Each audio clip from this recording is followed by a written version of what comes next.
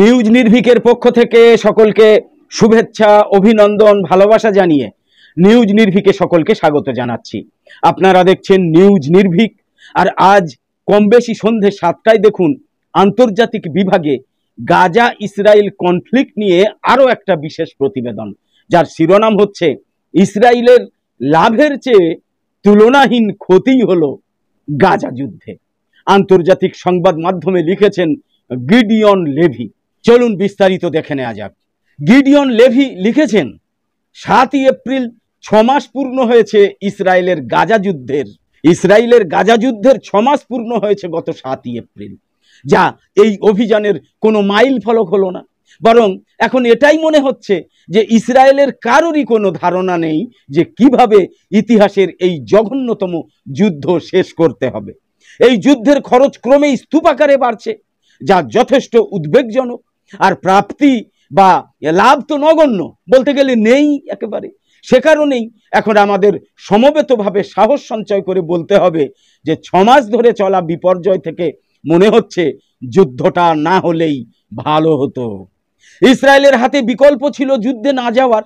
এ পর্যন্ত যা হয়েছে তাই যদি ফলাফল হয়, তাহলে বরং সংবরণ নীতি নিয়ে যারা 7ই অক্টোবরের ভয়াবহতার জন্য দায়ী, শুধু তাঁদেরই শাস্তি দিয়ে অগ্রসর হওয়া যেত। এতে সবাই লাভবান হতো। শুধু ইসরায়েলের পৌরসত্ব এবং সামরিক অহংবোধ ছাড়া, যা বরাবরই ও সমানুপাতিক প্রতিদান এবং শান্তি আরোপ করেছে, এবং তা যে মূল্যেই হোক না কেন, এটা তো চূড়ান্তভাবে শিশু সুলভ এবং বোকামির নীতি।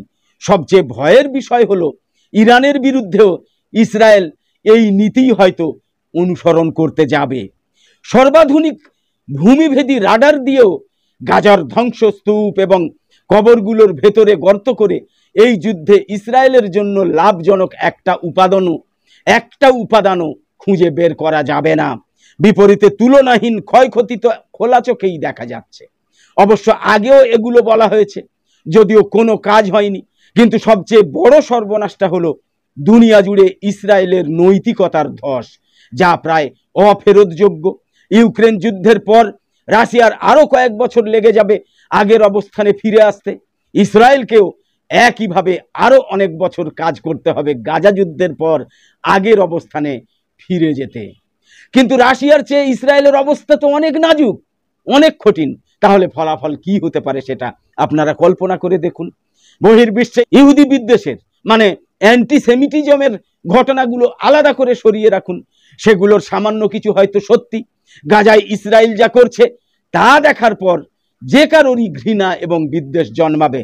দুনিয়া কি ভাবলো সেটাও বাদ দিয়ে আমাদের অবস্থাটা একবার দেখি।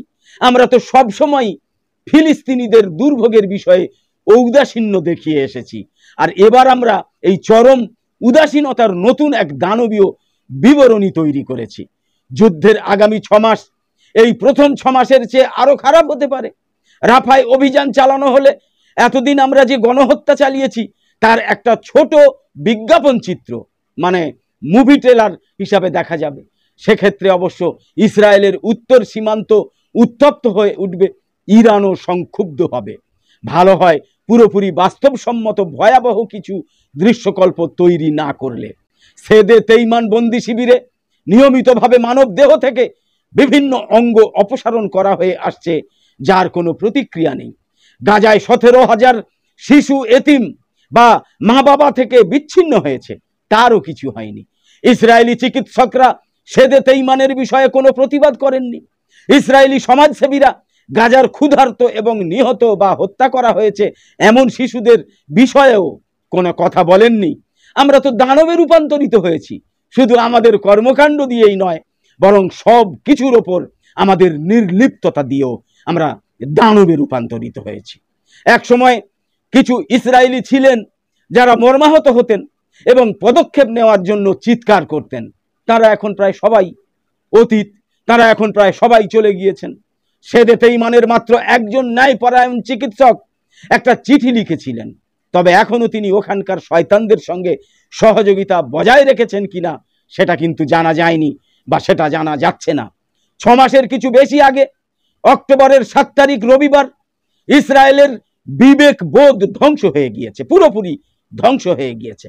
এখন সব ইসরায়েলির মধ্যে একটাই চিন্তা, আমরা ছাড়া আর কেউ নেই, আমরা ছাড়া আর কেউ নেই। শুধু আমাদের দুর্যোগ, আমাদের ভোগান্তি, আমাদের আত্মত্যাগ এবং আর সব কিছুই এজন্য পুড়িয়ে ফেলা যায়। অথচ যখন গাজার সবচেয়ে বড় এবং সবচেয়ে আধুনিক চিকিৎসা কেন্দ্র আগুনে পুড়িয়ে দেওয়া হয়, তখন ইসরায়েলের আত্মাও পুড়ে যায়। এটা অনেকে বুঝতে পারে না, এটা অনেকে ভাবতে পারে না, যা আগের চেয়ে বেশি সমস্যাগ্রস্ত। এই যুদ্ধ শেষে গাজা ধ্বংস হবে, গাজাবাসী সব নিহত হবে, আর আয়নায় আমাদের ভিন্ন চেহারা দেখতে পাবো। দুনিয়া আমাদের ভিন্নভাবে দেখবে। কোনো শয়তান রাষ্ট্রকে দুনিয়া যেভাবে দেখুক বলে আমরা সবাই আশা করি সেইভাবে। অবশ্য আগের চেয়ে অনেক বেশি ইসরায়েলি এখন বুঝতে শুরু করেছেন আর সাহস নিয়ে কথা বলতে শুরু করেছেন। তারা 7 অক্টোবর পরবর্তী প্রমত্ত অবস্থা থেকে শান্ত হওয়ার চেষ্টা করছেন। তাই তো শর্তহীন যুদ্ধবিরতির ডাক জোরালো হচ্ছে। এমনকি হারেৎজের পাতা থেকেও সেই ডাক জোরালো হচ্ছে। জাতীয় এবং আন্তর্জাতিক বিষয়ক প্রতিবেদন প্রকাশের সময়টা একটু পরিবর্তন করে আমরা রাত 10টার পরিবর্তে এখন সন্ধে 7টায় করে দিয়েছি। এবার প্রতিদিন কম বেশি রাত 10টায় থাকবে নিউজ নির্ভীকের সব থেকে জনপ্রিয় ঝটপট 10টা খবর। মধ্যপ্রাচ্য সহ ইউক্রেন রাশিয়া যুদ্ধ নিয়ে, ইসরায়েল গাজা সংঘাত নিয়ে, ইরান ইসরায়েল সংঘাত নিয়ে, বিশ্বের বিভিন্ন দেশের টাটকা বিষয় নিয়ে প্রতিবেদন থাকবে বা থাকছে সন্ধে 7টায়।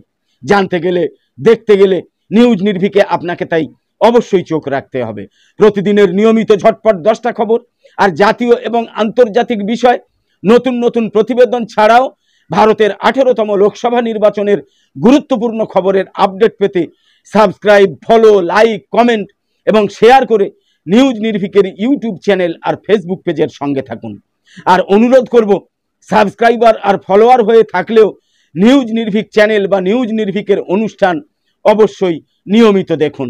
অনেকেই যে অভিযোগটা করেন যে নিউজ নির্ভীকের অনুষ্ঠান তাদের কাছে ঠিক মতো পৌঁছয় না, নিউজ নির্ভীক নিয়মিত দেখলে বলতে পারি দেখবেন নিউজ নির্ভীকের সব অনুষ্ঠান তখন আপনা আপনি আপনাদের কাছে পৌঁছে যাচ্ছে। এরপরেও যদি নিউজ নির্ভীককে না দেখতে পান, নিউজ নির্ভীক চ্যানেলের কোনো অনুষ্ঠান না দেখতে পান, তাহলে বলবো ফেসবুকে গিয়ে বাংলায় এবং ইউটিউবে গিয়ে বাংলায় অথবা ইংরাজিতে নিউজ নির্ভীক লিখে সার্চ করে দেখুন। ইউটিউবে ইংরাজিতে NEWSNIRVIK নিউজ নির্ভীক লিখে সার্চ করে দেখুন, অবশ্যই নিউজ নির্ভীক চ্যানেল তখন দেখতে পাবেন। আর হ্যাঁ, এখন নিয়ম করে থাকছে লোকসভা নির্বাচনের গুরুত্বপূর্ণ সব আপডেট খবর।